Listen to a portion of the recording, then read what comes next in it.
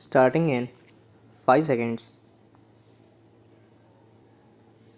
Irrigation and power form the basis of the agricultural and industrial development of our country.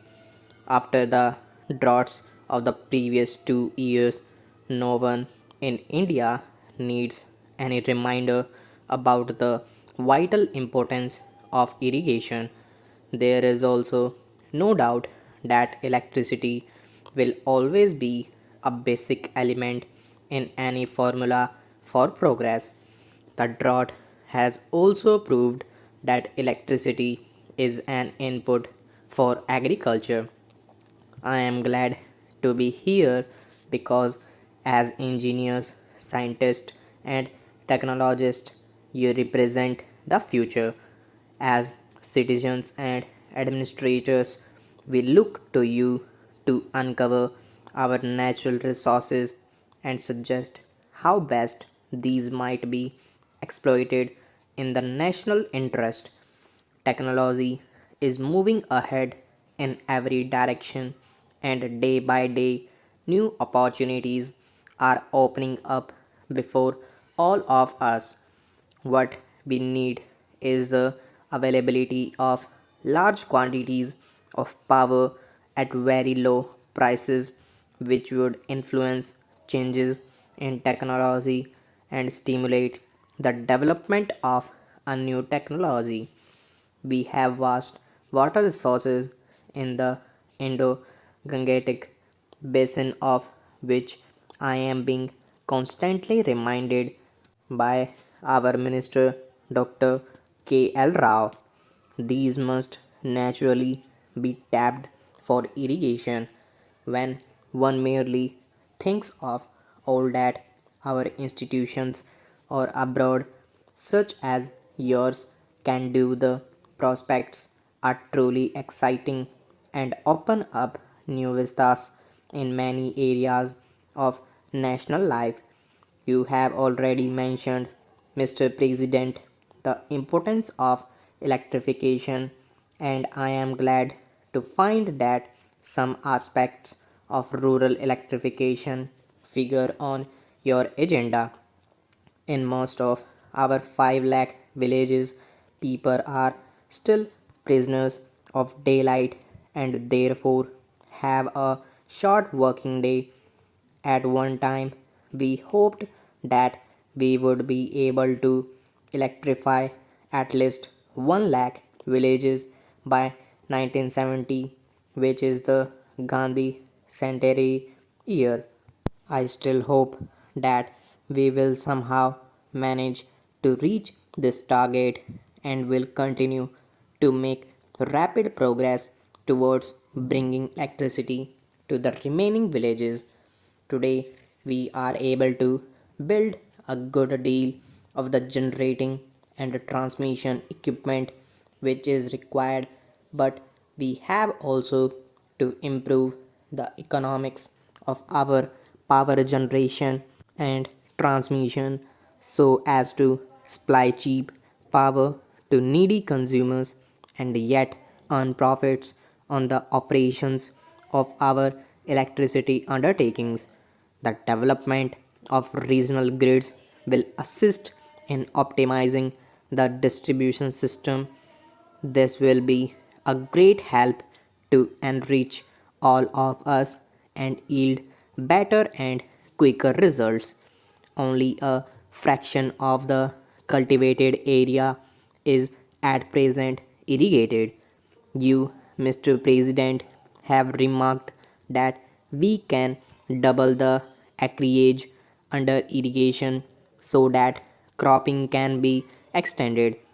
The amount of land available is fixed, but the pressure on the available land is steadily increasing.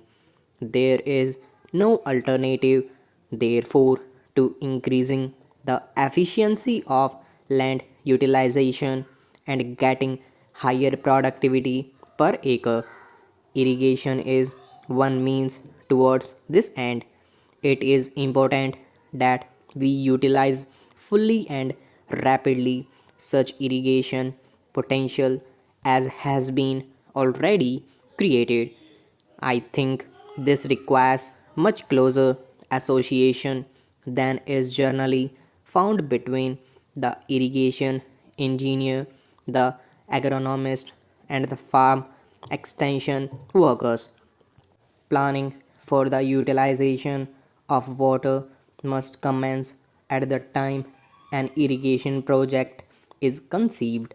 It cannot be left to be taken up when construction is advanced or after storage has been completed. I have been heartened to hear of the good work which has been done in the Kosi area. This might well be a model along with some others to be studied with advantage. India already has what is said to be the largest irrigation system in the world, but I am told that our water management system could be greatly improved. Irrigation can be wasteful, and irrigation without drainage can cause damage.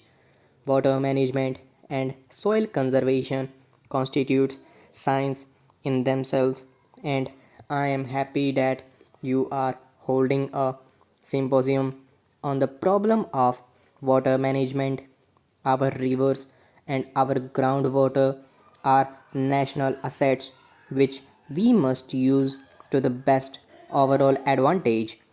I am deeply concerned that there has sometimes been a controversy over what are termed interstate river waters. I am sure that technical solutions can be found to safeguard the legitimate interest of every region or state, and that these matters are best considered in a rational and scientific manner rather than on the basis of emotion. There is one other aspect, perhaps not directly related to your conference, on which I should like to touch. The development of irrigation, especially in arid tracts, is often a starting point of an economic and social revolution. It demands more tractive power and creates new demands for roads, markets, and processing and storage facilities. The stimulus which irrigation provides to agriculture also generates new and additional incomes, much of which are invested in the facilities earlier described. A part of it also goes into village improvement schemes, the renovation and modernization of individual homes, and paving the streets, the digging of wells, and so on.